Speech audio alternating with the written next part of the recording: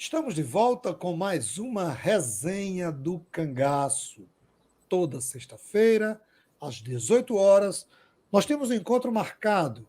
Eu, você e um convidado ou uma obra para a gente conversar um pouco sobre cangaço e temas afins. Nas últimas semanas tem sido muito comentado ainda a minissérie Cangaço Novo. E muita gente escreveu aqui, Lemuel, você não vai fazer um programa sobre o Cangaço Novo? Eu digo, vou, mas eu primeiro preciso assistir, terminar de assistir todos os episódios, fazer as minhas anotações, para que a gente pudesse fazer um programa bem equilibrado, com um papo bom, para entender um pouco a relação com a história, o que tem de ficção e o que é que a gente pode extrair dessa minissérie para a nossa área, para a história, para o ensino, para as crianças, para os adolescentes, entender um pouco dessa temática. E hoje nós iremos conversar. Nosso programa, nós trabalharemos hoje em dois blocos. Isso quer dizer que nós teremos programa para as duas próximas sextas-feiras. Né? Primeira parte hoje e na próxima sexta-feira continuará o nosso bate-papo. Mas não saia daí, só um pouquinho e nós começaremos esse papo muito agradável.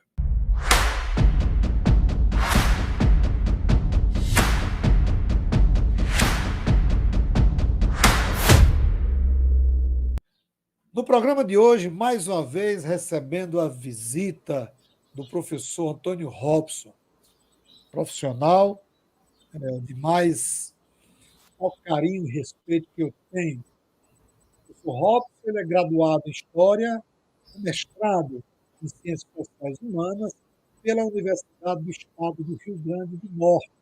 É membro da Sociedade Brasileira de Estudos do Cangaço e desenvolve pesquisas na área de História, dando ênfase aos seguintes temas: História Social e Cultural do Crime, narrativas de crime na imprensa, cangaço, banditismo, com foco no Brasil republicano. É autor da obra espetacular Narrativas de Crime, Violência, Desordem e Banditismo em Mossoró na Primeira República, pelas edições do UERJ. Tem uma vasta publicação em artigos sobre a temática da violência e também do cangaço. Por exemplo, Jornal Mossoroense, Construção da Memória do Cangaço em Mossoró durante a década de 1970. E a memória foco, o uso da memória do cangaço a serviço do turismo na cidade. São alguns trabalhos que o professor Robson produziu. E é com muita alegria que a gente recebe Robson, depois de mexer na agenda, na dele e na minha, para encaixar e ele poder bater esse papo conosco. Robson, muito obrigado por ter concordado em reservar um tempinho para a gente aí, amigo. Seja bem-vindo.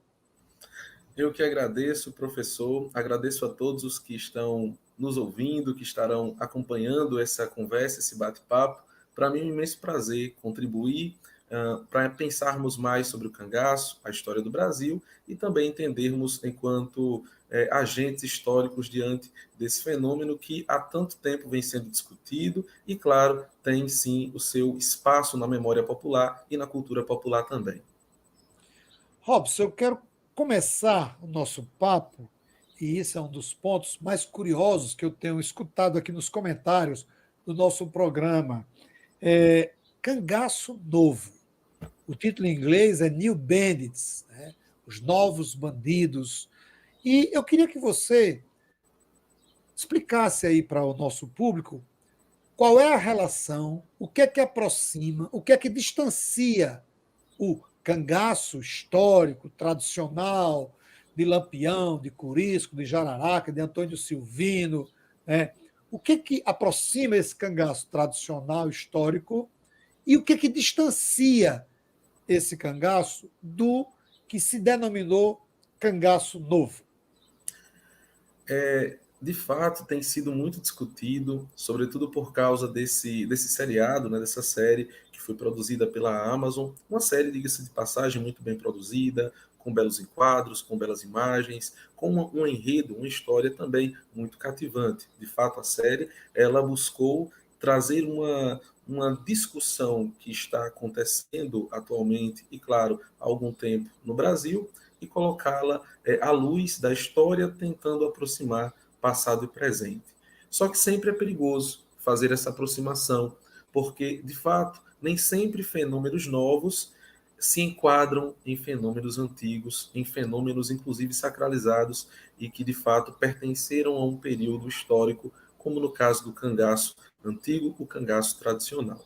É interessante situarmos o antigo cangaço primeiro, ou seja, ele é um fenômeno social que aconteceu, né, e surgiu no final, de fato, do século ainda XVIII, sobretudo a partir da figura do Cabeleira, e aí nós temos o primeiro momento do cangaço vingativo, com figuras como Cabeleira, a posterior Jesuíno Brilhante, depois nós vamos ter o próprio Antônio Silvino, Senhor Pereira, e o cangaço tido como modo de vida, a partir do Lampião, o Zé Baiano, o Corisco, como foi citado até esses nomes pelo senhor. Ou seja, nós temos um cangaço antigo ou tradicional que ele está preso, historicamente falando, no início ou no final do século XVIII até a metade ali do século XX. Quando a gente pensa o cangaço novo, a sentido, ele é um fenômeno atual. Atual porque as primeiras menções a essa possibilidade de novo cangaço se deu a partir do Valdetário Carneiro, quando começou-se a noticiar os seus crimes e ações, sobretudo no Linha Direta, né, na TV Globo. Ou seja, a gente já está falando do século XXI, né, sobretudo a partir de 2000, 2001, quando essa reportagem vem à demonstração e à amostra. Ou seja, temporalmente falando, estamos falando de eventos que cada qual está em um determinado momento. Cangaço tradicional está preso historicamente à transição do século XVIII, entrando no XIX e também XX, e esse fenômeno ele é mais atual agora, situando-se sobretudo no finalzinho do século XX para o início do XXI, ou seja, tempos diferentes. E por estarem presos a tempos diferentes, também estão presos a eventos diferentes. O cangaço tradicional, antigo, existia um modo de vida que os cangaceiros viviam, não é, em conjunto, em comum acordo, sobretudo partindo, não é, no sertão nordestino. Tá? Ou seja, eles eram nômades ou seminômades. Né? Eles pouco se assentavam em determinados lugares. O cangaço novo, como é tido, ele é rotativo, ou seja, ele é um fenômeno ou ele é uma quadrilha, né, um grupo armado que se reúne para aquele dado evento, para aquele dado ataque, para aquele dado assalto. Ou seja, não há uma vivência entre esses atuais bandidos, como existia no cangaço histórico. Eles viviam, de fato, juntos, e isso, inclusive, criava, não é, de certa forma, até laços, não é, talvez ali de parceria, não é, em que um conhece um pouco a vida do outro, coisa que não é tão perceptível no fenômeno atual. Outro evento que pode ser citado, de tantos outros, é que no cangaço histórico não havia uma intenção ou não havia prática de assalto a banco. Talvez esse seja o ponto mais singular e importante ser citado. Na literatura do cangaço, né, das vezes que houve a intenção de assaltar o banco, que nós sabemos, foi o evento a Mossoró, que acabou não acontecendo de fato.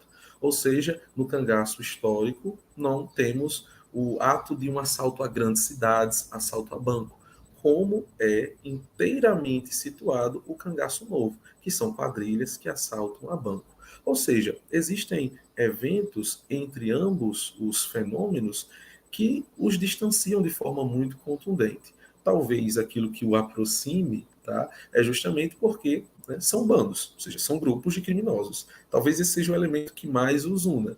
Mas nós não temos, de fato, algo concreto que a gente possa assegurar e dizer, olha, eles são iguais. Na verdade, eles são bem distantes na sua forma de ação e na sua forma de atuação também. Bem, estamos conversando com o professor Antônio Robson sobre a minissérie Cangaço Novo. E antes de irmos para a segunda pergunta, eu gostaria de pedir a você que entrou agora, despertou a curiosidade. Ah, é uma discussão sobre o Cangaço Novo, eu vou assistir. Mas aí não é inscrito no canal. Se inscreve, dá o seu like, compartilha. Nós temos uma meta a cumprir e eu tenho certeza que nós cumpriremos essa meta até dezembro. Existem outros canais que tratam da temática do cangaço. Vai lá, assiste também. Fortaleça a mídia alternativa. É importante. É um trabalho que a gente desenvolve para fortalecer o ensino de história, as discussões em torno dos fatos históricos. E a sua participação ela é fundamental. E como você pode participar? Você pode deixar o seu comentário, dar a sua opinião, fazer a sua crítica, dar a sua sugestão de temas, que aí nós iremos correr atrás do historiador, do sociólogo, do escritor, do pesquisador ou da obra. Né? Por isso é importante você participar. Robson, eu assisti essa primeira fase do Cangaço Novo e fiz as minhas anotações enquanto historiador e também tive a preocupação de ler algumas críticas de cineastas, de críticos de cinema, de historiadores também, de jornalistas, e as opiniões são as mais diversas. Né? Com relação à produção, há quase uma unanimidade, que a minissérie foi muito bem produzida, os locais de produção muito bem, a participação dos atores e das atrizes, uma coisa elogiável. Né? De fato, eu gostei muito da minissérie.